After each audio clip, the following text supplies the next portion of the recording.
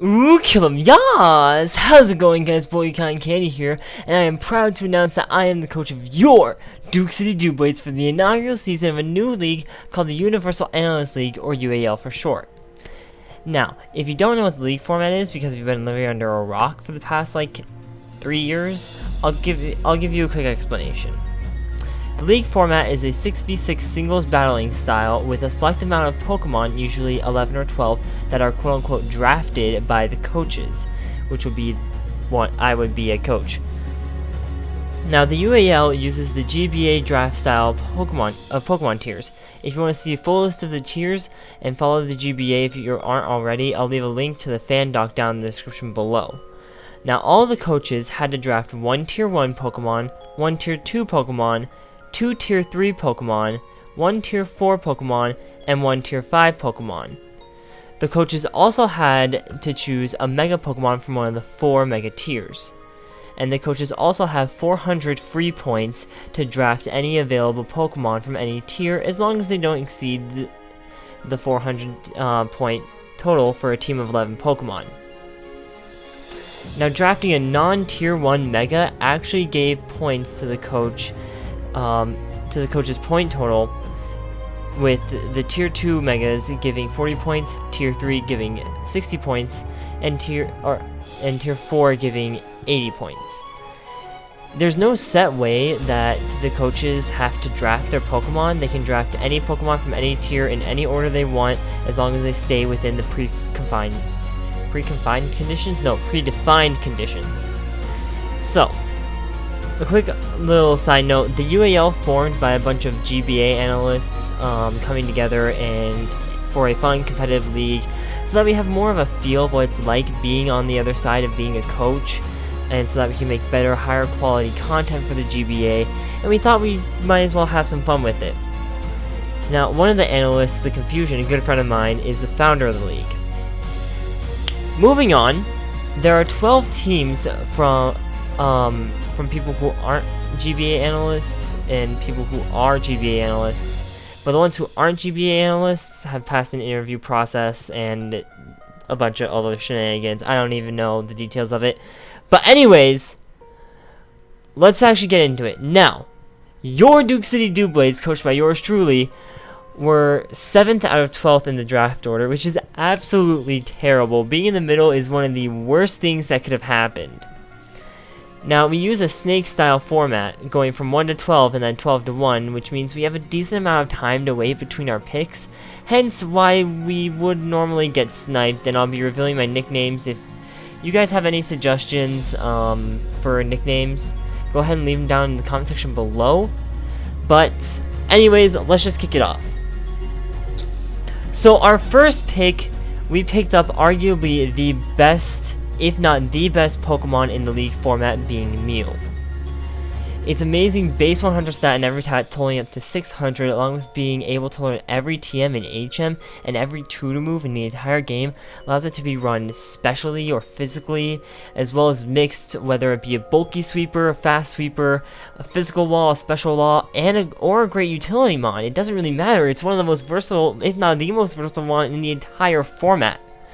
Mew is the most complete and most versatile Pokemon, so there's no reason to leave it sitting there on the table for someone else when I had such a bad drafting position. Now, I plan to use Mew in as many ways as I possibly can, trying to play some mind games with my opponent, or maybe just even running the regular sets because they work so well. Now, my nickname for Mew is going to be Mew, M-Y-U-U, because I just find that funny. Moving on to our second pick, we picked up Mega Sableye, ending up being our second pick. It was on the way back up the ladder. My original plan was to draft Mega Venusaur, but that was taken out by Spastic 1 and the Big Island Volcanions.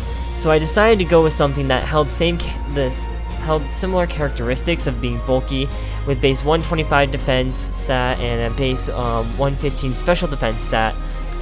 Now, Mega Sableye doesn't hit as hard as Venusaur does, but it still does very good work with the like a Will-O-Wisp knockoff Foul Play and Recover set, as it can stall out teams forever and they have really no way to beat it.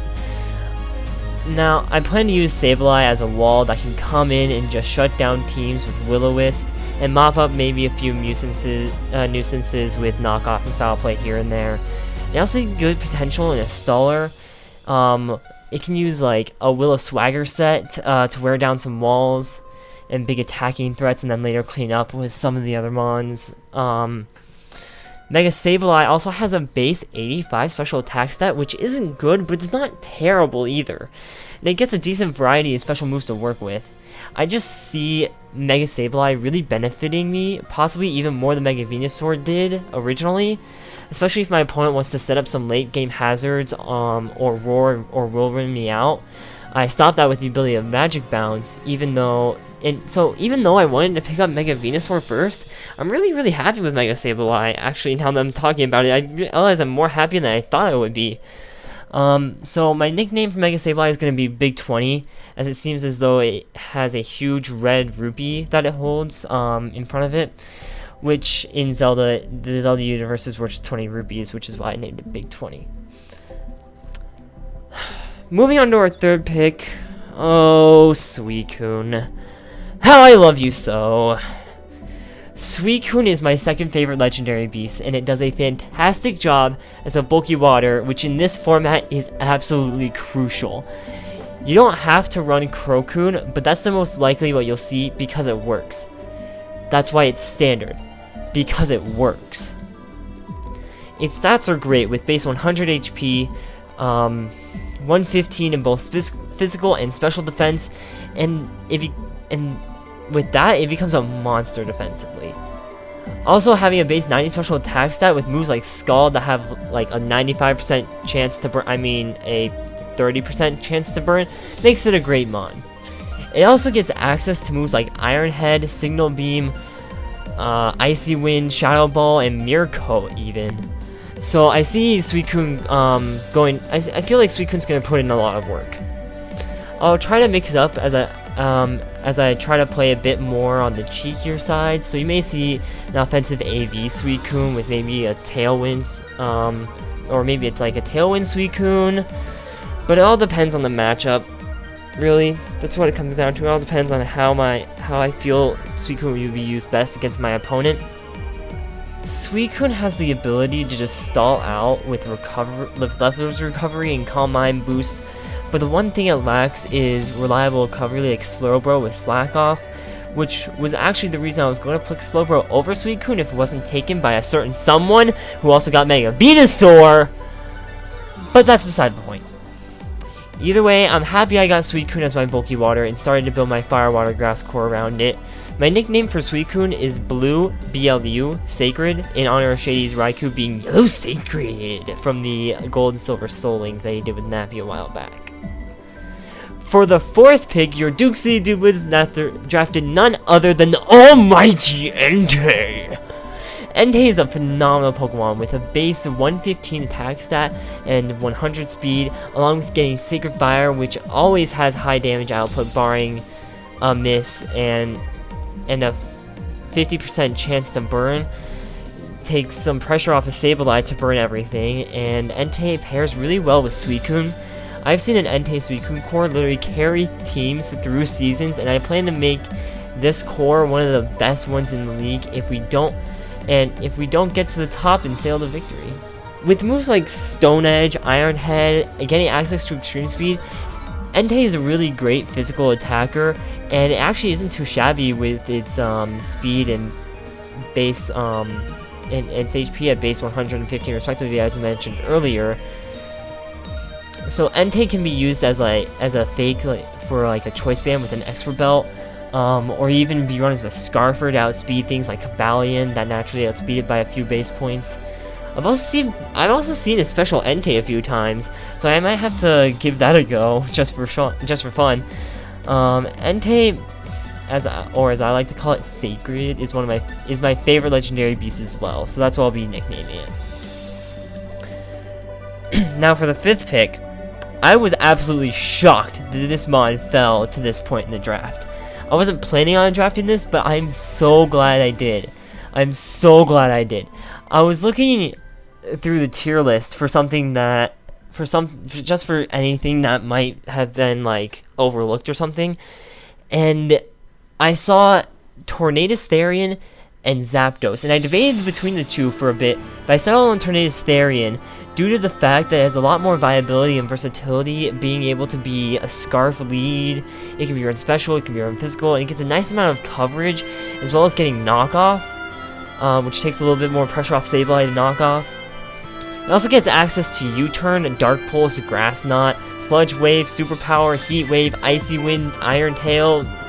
You get the point. It has a lot more versatility, and it has a base 121 speed, so it's got a great amount of speed, being there to outspeed a fair amount in the mega game. Actually, I think it outspeeds most of the meta game. And so, moving on, my nickname for Tornadus is Cyclone because of tornadoes. Yeah, I know, I'm lame, I don't care. As for the 6th round, I completed my Fire Water Grass core by drafting Amoonguss, a great special wall that also gets access to Clear Smog, being able to clear stat changes if someone wants to set up. Getting Spore also adds a way to shut down wall breakers, and having access to Stab Giga Drain to be able to take a nice amount of health from wall breakers that don't resist or are weak to grass, so I'm able to whittle them down while restoring my own health, especially with the help of Black Sludge. And having access to the Regenerator also gives more longevity to it. And my nickname for Amoonguss is Pokeballer because, I mean, just look at it. It makes sense. Now, the 7th pick was Mienshao because I feel like having another relatively fast knockoff U-turn pivot adds a great aspect to the team, especially being more on the physically offensive side and having access to the almighty HJK, high jump kick, that if it comes down to it, I can just click HJK and win a prize. Mienshao, to me, seems like a better option than Tornadus Therian on a very, very, very situational basis, like the one above. It would only be better if I can whittle down my ideal opponent to the point where I can just click HJK and win a prize, barring a miss. And that's the situational part of it, is I don't know when that situation is going to come around. I don't know when Mienshao will have a chance to just tear through an entire team. But it'll come. I'm sure it'll come at some point, and I can always Scarf Mienshao to boost its base 105 speed up a bit, because it does have speed a fair amount in the meta game, but it just needs a little more of a boost to outspeed the entire metagame, or most of the metagame. But anyways, I named my Mienshao Lila after Lila Ali. Hitmonlee was my 8th pick for 2 reasons. I needed a hazard removal option that wasn't Mew with Defog, and Hitmonlee learns Rapid Spin through Tyrobe. And the second reason was Hitmontop was taken. That's literally why I went with Hitmonlee. That's literally why I went with Hitmonlee. There are also some other things I can do with Hitmonlee, like run normal gen Fake Out. I can also run HJK, but then again, Mienshao can do both of those. So I guess my biggest justification for picking up Hitmonlee was for Rapid Spin, which is pretty bad, honestly. It's pretty bad reasoning for it, but I really have no better option at this point. And my nickname for Hitmonlee is... I actually don't have a nickname for Hitmonlee. So leave a comment down in the comment section below, nickname Hitmonlee, and you can see it featured later on in the season. Anyways, the Duke City Doublades selected Drapion in round number 9 because Drapion provided 2 stab typings in Poison and Dark that the team was lacking in. Not lacking really, but just missing. They just weren't there. Drapion also gives the option to set up and remove Toxic Spikes, while Amoonguss only removes Toxic Spikes, being grounded Poison type. As well, then again, and Drapion also provides a good physical defense stat, being base 110, and having a 90 base attack stat and 95 speed isn't too shabby to hit back with. Drapion is also only weak to ground thanks to the Psychic immunity and its Dark typing, and having Bug and Fairy weaknesses neutralized by the Poison typing, and fighting as well through the Poison typing. Which brings me to my next point about Drapion. I find that most Fairy types are specially defensive. The average physical defense stat for a fully evolved Fairy type is 88, while the average base stat for special defense is 101. Beyonce is the mom with the highest special defense stat at 150 before Mega Evolving and change that to 110 in its Mega form. Now, 88 isn't terrible, but it's pretty mediocre, so considering Drapions' decent attack and speed, it can definitely put a dent in those fairy types with the Stab, Cross, Poison, or maybe a couple other moves. And now, I don't know why, but I've nicknamed my Drapions Black Mamba. I really don't have a reason for it, it just kind of happened and it just stuck. The 10th round for me came down between two Pokemon, and it came down to Quagsire because I believe that in the League format specifically, a ground water type is something that is great for a team. Sure, there are better water ground types out there but Quagsire, although it is tier 5, is not a bad Pokemon. It just isn't up to par with the other water ground types such as Swampert, Seismitoad, and Gastrodon. It was a debate between Quagsire and another Pokemon of the same typing in the same tier, but it turned out that Quagsire just had the upper hand because of its unaware ability, that it ignores all stat changes, the fact that it gets Yawn and Curse as well as Counter, Encore, and a couple other moves that I feel really benefit Quagsire and can throw my opponent off and put them on tilt.